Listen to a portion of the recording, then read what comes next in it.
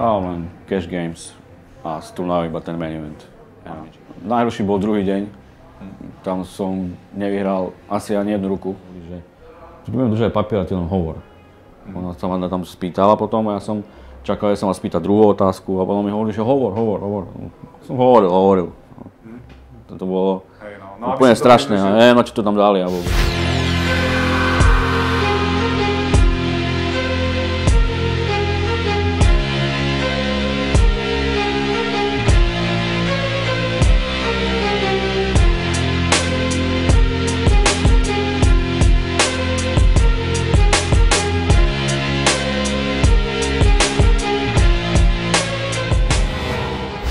Čaute, je tu Spade Poker TV s ďalším pokrovým interview. Predtým, než sa začalo vôbec robiť prvé interview, keď sa tento projekt začínal, tak chalani zo Spade Poker TV, ktorí túto reláciu produkujú, dali na svoj facebookový profil otázku pre svojich divákov, koho by radi videli v takomto type rozhovoru. A dve mená, ktoré sa spomínali najčastejšie, boli Štefan Wagner, ktorý sa v tom čase zviditeľnil účasťou na Final Table EPT v Londýne, a Lukáš Benkovič, tiež známy ako Lukasino, online hráč, ktorý skončil tretí v main evente Scoopu. No a teraz začíname tieto želania plniť a dnes sa budem rozprávať so Štefanom Wagnerom. Takže čau Števo, ďakujem, že si prišiel. Ahoj, čau. Poďme sa rovno rozprávať o tých EPTčkách. Ten Final Table na EPT v Londýne bola celkom veľká vec, ale neboli to tvoje prvé peniaze na EPTčkách. Bral si už niečo v Barcelone. Znamená to, že sa nejak pravidelnejšie zúčastňuješ týchto turnajov? No, boli to druhé peniaze. V Barcelone boli prvé. Asi po 10 EPTčkách, ktoré som odohral. Takže asi tak. Berieš tieto výlety za pokerom ako dovolenku alebo ako prácu? Skôr ako prácu. Čiže presedíš asi v kasíne dosť času z toho, čo si v zahraničí a hrávaš aj nejaké side eventy alebo cash games? Hral len cash games a z turnaja iba ten main event. Čiže berieš to tak, ako beriem turnaje ja, že cash game to je ten pekný systematický príjem a zarábanie peňazí a tie turnaje to je také loto, že keď niečo trafíš, tak je to veľké? Ako sa podarilo aj teraz, hej? Kvôli tomu hrávam aj ten main event, že keď to trafíš, je to tam. A ten main event, ako ten buy-in je celkom taký už živší. Hráš to na seba, alebo máš niekoho, s kým si delíš akciu, že za percentá z výher, povedzme, alebo prípadne hráš nejaké satelity na to? Hrám čisto iba za seba, platím si to sám. Čiže čo si zarobíš vyhrám to na cash. Čo si zarobíš na cash games, tak to potom oplieskáš tam, alebo... No a ako ti toto ide? Hovoríš, že si hral nejak 10-12 EPTčiek. Keď to tak zhrnieš, tak tento tvoj prístup je správny a ziskový, alebo? No, čo sa týka cashu, určite áno. Čiže na ten buy-in si v pohode zarobíš a ešte plus niečo navyše, hej? Jasné. Super. Ten Londýn, tam predpokladám, že tiež si hral cash games najprv.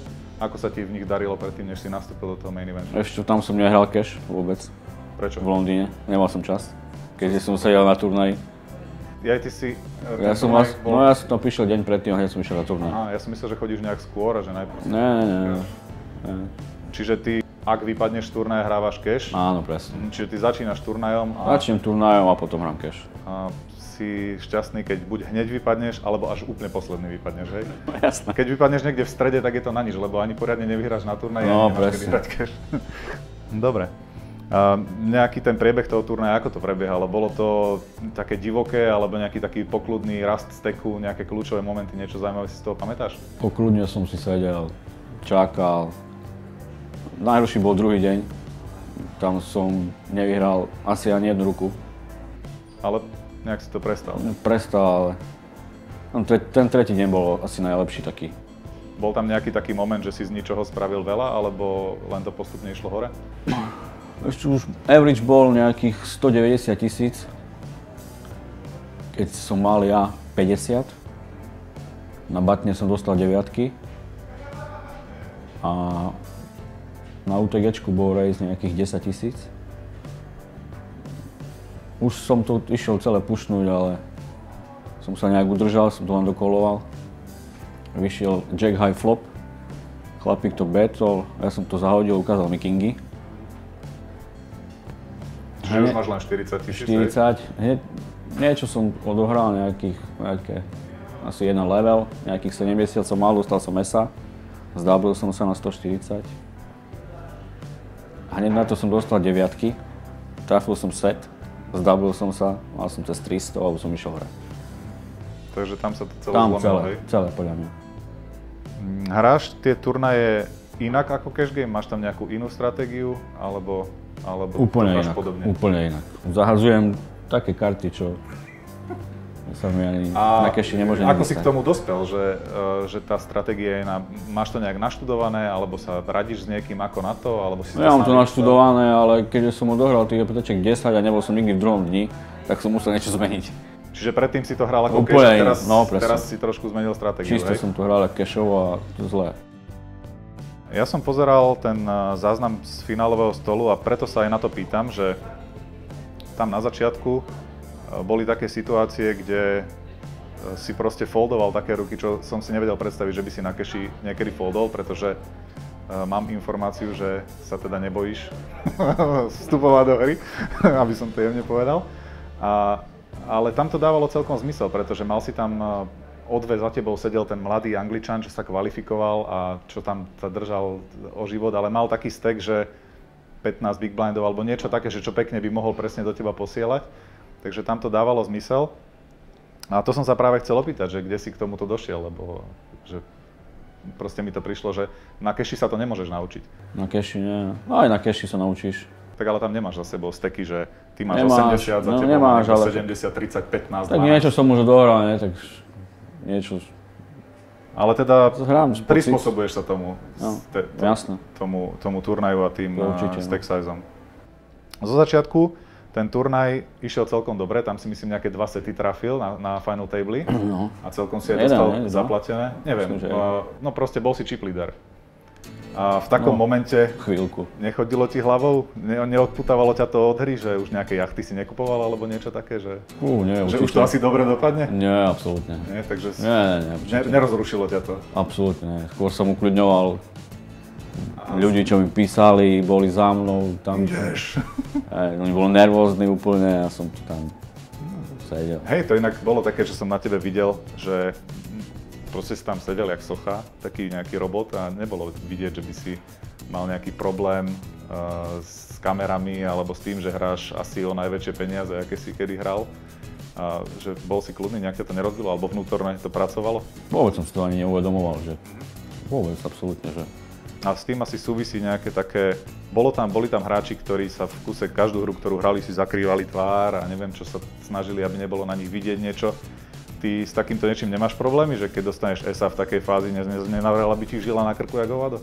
no, myslím, že nie. Čiže máš to nejak natrénované z cashu, alebo že už má toľko hodín odohratý, alebo si všeobecne taký kľudný človek? Asi pred 2 rokmi sa mi tak niekedy sa mi triasla ruka, ale to keď som začínal nejakom turnaji to bolo, nemyslím, že na tomto to bolo v Gorici alebo niekde. No utekal som k baru, dal som pol deci a nebolo to. Super. No a potom si mal takú fázu, že nejak teda nechodili karty a si tam sedel smutne. Nemohol si sa zapojiť, hlavne po pravici, čo si mal toho šialenca, toho Nemecko-Íra, že proti nemu niečo hrať. A potom prišla taká fáza, ale kde sa to teda dosť zlomilo, sa mi zdalo, že oproti tomu, ako si hral predtým, že teda si zahadzoval ruky, tak potom si sa pustil do zopár takých situácií, ktoré sa mi zdali pre teba netypické. Bolo to nejak, že mal si na to nejaký logický dôvod, alebo už si bol proste frustrovaný z toho, že ti nechodia karty a že už chceš niečo hrať, alebo? Nie, určite som. Tak, hral som to s pocitom, s ktorým som mal vtedy práve. Vôbec neľutujem nič, čo sa tam dialo. No posledná henda bola tam tiež s týmto Nemcom, ktorý hral fakt naozaj šialene. Ten openol, neviem či button, myslím, že button, ty si na small blinde callol Queen Jack offsuit a ten ilitalo za tebou to 3-betol, Nemec foldol a ty si poslal nejakých 30 big blindov alebo niečo v tom duchu. A akurát mal ten človek ESO král. Spätne sa na tú handu ako pozeráš? Ešte, on keď to tam dával, ja už som vedel, čo urobím. Ja už hneď som vedel, čo urobím. Hral som s ním deň predtým, celý deň. A stále, keď bol bet call, on išiel 3-bet, stále. No, myslím, že proti tomu Nemcovi to dávalo aj zmysel, lebo však ten openoval fakt, že hoci čo, ten bol najaktívnejší na stole. Ja už som vedel presne čo urobím som vedel. A už keď to dokolo, už som vedel, že je zlé, ale... Máš na to nejaké triky, že keď už ide flop, že nejaké voodoo v hlave púšťaš, presviečaš dílera, aby pustil nejakú Queenu, Jacka a Full House rovno na flop? Stále si hovoríš, nie? Ty keď nehráš si hovoríš, nie? Hovoríš, nie? Daj to tam a... Ale nevyšlo, no ale ako myslím si, že tá henda bola v pohode tiež, ako keď som to pozeral, tak naozaj ten za tebou, čo tribetoval, tak naozaj tribetoval do najšialenejšieho človeka na stole, takže to, že tam akurát mal hendu, to bola tak malá pravdepodobnosť, že dovidenia. A ten Spek si mal na to úplne perfektný, na to, aby si mu to poslal. On to stále ma tribetoval deň predtým, stále. Takže... No tu akurát mal handy vždycky, keď ťa tribetoval na to final table, mal šťastie. Keď si potom vypadol, ako dlho trvalo, kým si sa nejak zbavil toho sklamania a začal si sa tešiť z toho, že si vyhral 120 000 libier, to je koľko, 1 000 000 eur alebo koľko zhruba? Tak... Nie, milión eur. Kedy si sa z toho otriasol a bol si šťastný z výsledku? Šťastný som bol už, keď som išiel na ten finálový stôl. Ale odišiel som z kasína, sme na večeru s chlapcami. Aspoň bolo na nákupy. No, bol si sám v Londýne alebo s nejakou partiou? No, chodil so mnou stále po tých EPTčkách jeden kamarát, Pepo sa volá. A prišli tam ešte za mnou dvaja kamaráti. Takže mal si podporu. Mám. Videl som tam, že tam za tebou sedeli. Boli. Že stáli nejakí ľudia a kričali, keď si niečo vyhral. Takže boli v tom viac nejak duševne zainteresovaní, než ty sa zdalo, že ty to tam tak s kľudom zvládaš, oni to veľmi prežívali. Oni boli nervózni, no však. No, jedna vec, o ktorej určite musíme pohovoriť, je to interview z Poker News, ktoré bolo niečo medzi komickým a strašidelným. Hello everyone, you're watching PokerNews.com. We're here at EPT London. I'm Christian Arnett here with Stefan Wagner. He is among the final 8 here competing for the top prize of £568,000 in the main event. We're gonna check out how his path to the final table has been so far. Celý turnaj som hral disciplinovane a kľúčová ruka bola A8 do ESO koňa. Som mal šťastie a to vytočil. A som tam.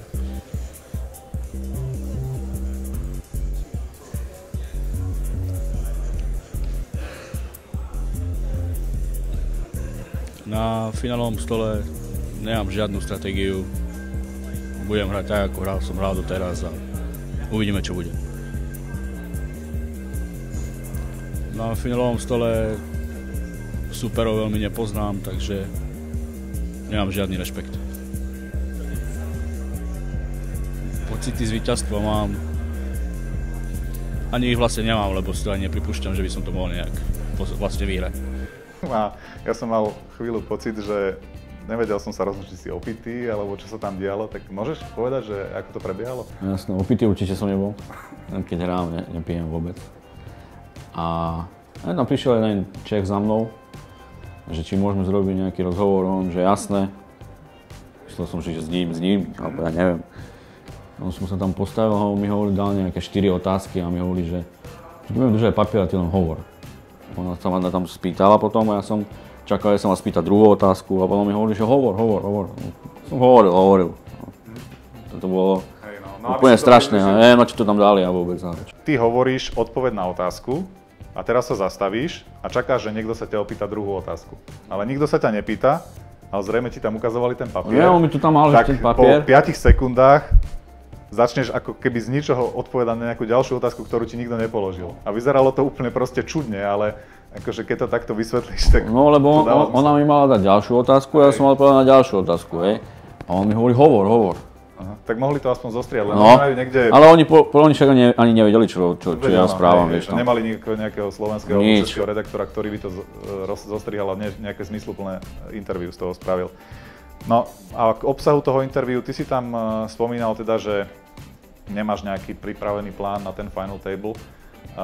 Znamená to, alebo mám tomu tak rozumieť, že si skôr taký feelový hráč? Že si sadneš, pozrieš sa, kto jak hrá, oceníš teda jeho kvality a tomu sa prispôsobíš, alebo si matematik?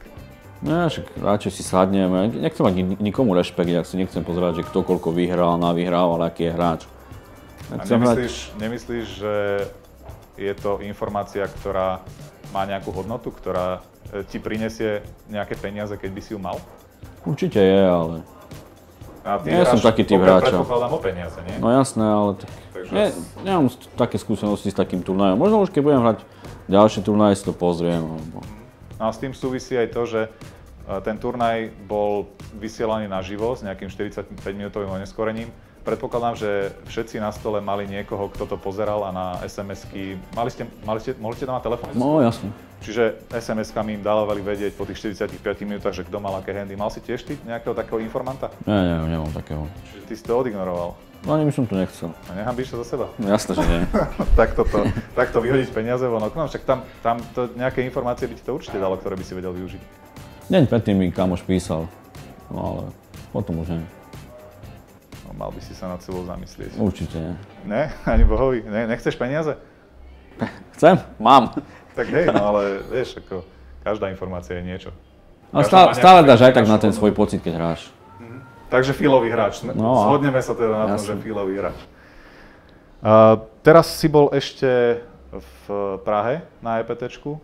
Tam sa niečo udialo zaujímavé, darilo sa? Hral si? No, skončil na peniazoch 72. z 1007. Nie je zle. To je pekné. No. Takže super, no. Tak ešte raz ti gratulujem teda k tomu výsledku v Londýne a verím, že ho ešte vylepšíš. Dúfam aj ja. V druhej časti rozhovoru sa porozprávame o Cash Games na Slovensku a na EPTčkách.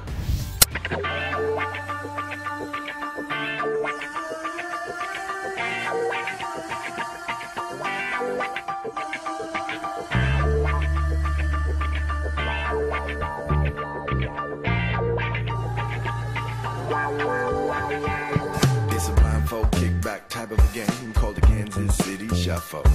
Where's look left, they fall right.